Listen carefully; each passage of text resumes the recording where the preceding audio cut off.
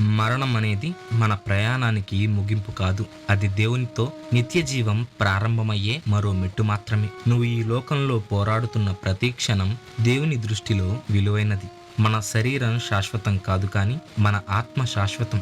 మరణం అంటే భయపడాల్సినది కాదు, అది నిత్య జీవ ద్వారం. ప్రభు అయిన యేసుక్రీస్తు వారు మరణాన్ని జయించి తిరిగి లేచారు. ఆయనను నమ్మిన వారికి మరణం ఒక ఓదార్పు, ఒక విశ్రాంతి. యోహాను సువార్త 11వ అధ్యాయము 25వ వచనంలో యేసు చెబుతారు, పునరుద్ధానమును జీవమును నేనే, నా యందు విశ్వాసముంచువాడు చనిపోయినను బ్రతుకును.